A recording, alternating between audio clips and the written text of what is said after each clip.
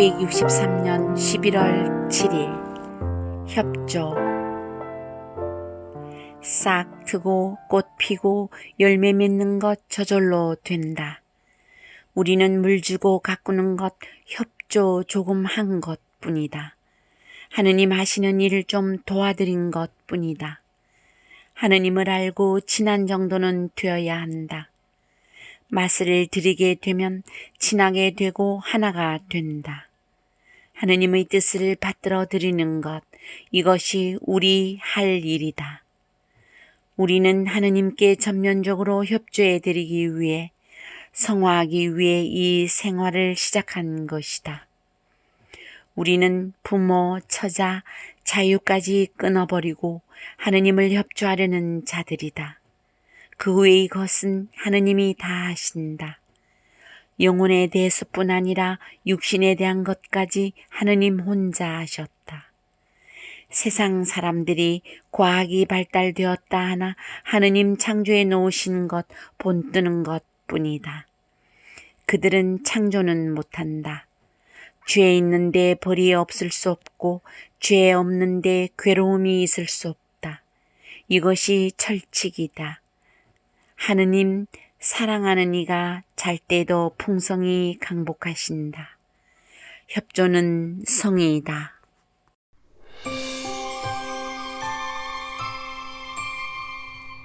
(1963년 11월 7일) 장설신부님 말씀 해설입니다.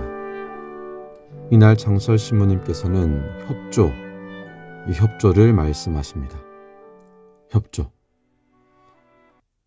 내가 하느님께 협조하는 걸 말씀하실까요? 아니면 하느님이 나에게 협조하시는 걸 말씀하실까요?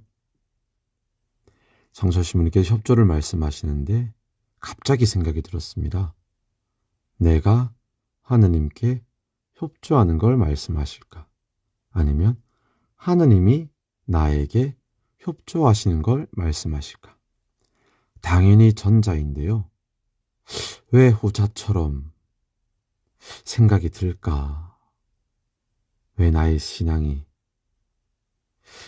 신앙생활은 주님께 이것 해주세요, 저것도 해주셔야죠, 요거 안 해주시면 저 대충 신앙생활 할 거예요, 이거 정도는 들어주셔야죠, 아니면 모르는 척 할 거예요, 라든지.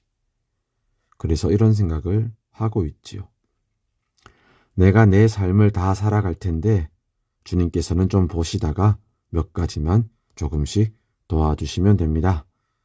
내가 다 알아서 할 테니 몇 가지만 해주시면 돼요. 이런 생각 말입니다. 이거는 하느님이 나에게 협조하시는 걸 생각을 염두에 두고, 아니면 나도 모르게 밑바탕에 무의식에 깔고 있는 생각, 나의 신앙일 수도 있다는 거죠.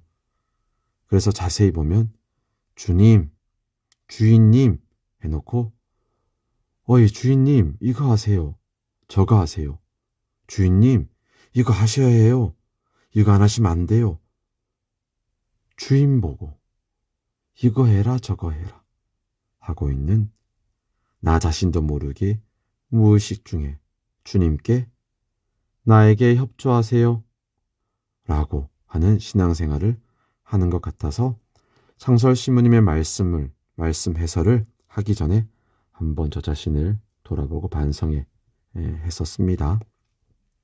다시 장설신부님 말씀 협조에 대해서 다시 말씀드려 볼게요. 장설신부님께서는 이날 협조를 말씀하시는데, 이 협조는 내가 하느님께 협조하는 것을 말씀하시는 것입니다. 그럼 방금 조금 전까지 말씀드린 저의 모습을 잠깐 다시 기억해 주셨으면 합니다. 주님께서 나에게 협조를 해달라고 하셨을 때 나의 삶의 주관자는 나였지요. 주님께 나에게 협조하세요 했던 것처럼 나의 삶의 주관자는 나였던 겁니다. 내가 주관자이기에 주님께서 나에게 협조하셔야 한다고 했던 것이죠. 그럼 주님께 협조를 한다는 것은 나의 삶의 주관자는 네, 맞습니다. 바로 주님이시라는 겁니다. 주님께서 나의 삶의 주관자이시고 내가 주님께 협조하는 것. 창설 신부님의 협조의 시작은 여기서부터 시작됩니다. 이걸 모르는 것은 아니지요. 알고 있습니다. 그런데 알매 그치지 않고 알을 내 온 존재가 받아들일 수 있도록, 즉 알미 신앙적인 믿음이 될 수 있도록 노력도 하고 주님께 청해야 한다라는 것. 모르지는 않습니다, 저희가. 근데 그것이 알매서만 그치고 있을 때가 많다라는 거죠. 그래서 주님께 청해야 될 것이고 이 알미 신앙적인 믿음이 될 수 있도록 노력도 해야 될 것입니다. 그래야 그분이 나의 주님이시고 나의 모든 것의 주관자시라는 것을 알매서 믿음으로 온 존재로 옮겨갈 수 있겠지요.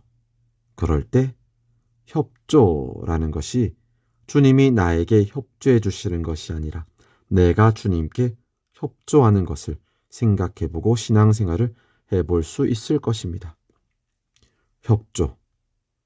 내가 주님께 협조하는 것. 그럼 주님께서 나에게 뭔가를 시키실 거예요. 이거 해라, 저거 해라. 뭔가 하기를 바라실 거예요. 이거 했으면 좋을 텐데, 저거 했으면 좋을 텐데. 그리고 저에게 이렇게 말씀하시겠지요. 베드로, 협조하세요. 라고 말입니다.